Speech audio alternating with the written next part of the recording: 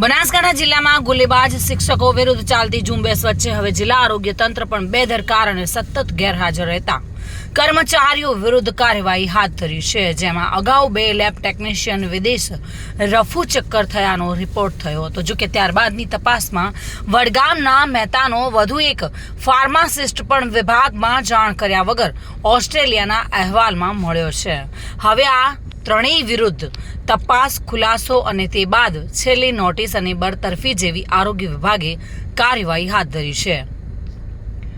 ગુલેબાજ શિક્ષકો બાદ આરોગ્ય ખાતામાં પણ આરોગ્ય કર્મચારીઓ ગુલેબાજી કામથી કરી રહ્યા છે. 2 કિસ્સા બાદ હવે જિલ્લામાં રોગ નિયંત્રણ અધિકારી ડોક્ટર જિગ્નેશ હરિયાણીએ માહિતી આપી છે કે જિલ્લા વિકાસ અધિકારી તેમજ જિલ્લા આરોગ્ય અધિકારી દ્વારા આરોગ્ય વિભાગના કર્મચારીઓનું મોનિટરિંગ અને તપાસ કરવા માટે જિલ્લાના 14 તાલુકા હેલ્થ અધિકારીઓને આદેશ કરાયો છે, જેમાં મહત્વનો મુદ્દો સતત ગેરહાજર રહેતા કર્મચારીઓ સામે કાર્યવાહીનો છે.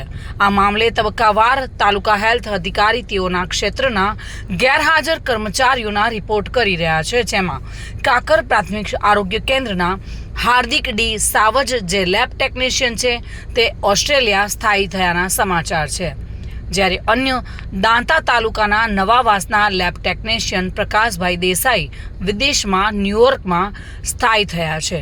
જોકે આ બંને કર્મચારીઓ બાદ હવે વડગામ તાલુકા હેલ્થ અધિકારીએ પણ મેતા ગામના ફાર્માસિસ્ટ રિયાઝ શાહ વિશે વિદેશ ઓસ્ટ્રેલિયા ગયા હોવાનો રિપોર્ટ કર્યો છે. જોકે હાલની તપાસનો મુખ્ય ઉદ્દેશ્ય 6 માસ અથવા 1 વર્ષથી વધુ સમયથી વિભાગની મંજૂરી વગર સતત ગેરહાજર રહેતા કર્મચારીઓ પર છે. જે લોકો ગેરહાજર હોય છે તેઓનો પગાર નિયમ મુજબ થતો નથી. હજુ તમામ 14 તાલુકાઓમાંથી સત્તાવાર રીતે રિપોર્ટ આવવાના બાકી છે, જેમાં જે પણ કર્મચારીઓ લાંબા સમયથી ગેરહાજર રહેશે તેઓના વિરુદ્ધમાં નિયમ મુજબ કડક કાર્યવાહી કરી સરકારના નિયમો અને સૂચના મુજબ તેમની સામે બરતરફ જેવી શિક્ષાત્મક કાર્યવાહી થશે. વડગામ તાલુકા હેલ્થ કચેરી ખાતેથી રિયાઝ સાહુ નામનો ફાર્માસિસ્ટ ઘણા સમયથી ગેરહાજર છે તેવી માહિતી આવેલ છે. અગાઉ જે 2 કર્મચારી ગેરહાજર હતા તે મુદ્દે માન્ય મુખ્ય જિલ્લા આરોગ્ય અધિકારી સાહેબશ્રીએ તમામ તાલુકા હેલ્થ ઓફિસરોને તાકીદ કરીને જે ગેરહાજર વ્યક્તિઓ હોય તેની માહિતી મંગાવેલ હતી. તો તે અનુસંધાને વડગામમાં પણ જે લાંબા સમયથી ગેરહાજર હતા, રજા મૂકીને ગયેલ હતા પરંતુ પાછા હાજર થયા નથી, THOએ પણ 11 નોટિસ આપી છે છતાં હાજર થયા નથી તેવા કર્મચારીની માહિતી આવેલ છે. ફાર્માસિસ્ટ છે મહેતા PSCમાં, તેઓ વિરુદ્ધ પણ નોટિસ આપી અને આખરી તક આપી અને તેમના માટે પણ જે અગાઉ કાર્યવાહી કરી છે તે પ્રમાણે કાર્યવાહી કરવામાં આવશે. જોકે આ તમામ બાબતો વચ્ચે હવે તપાસનો દોર શરૂ થયો છે અને એક બાદ એક અવનવા ખુલાસા થઈ રહ્યા છે.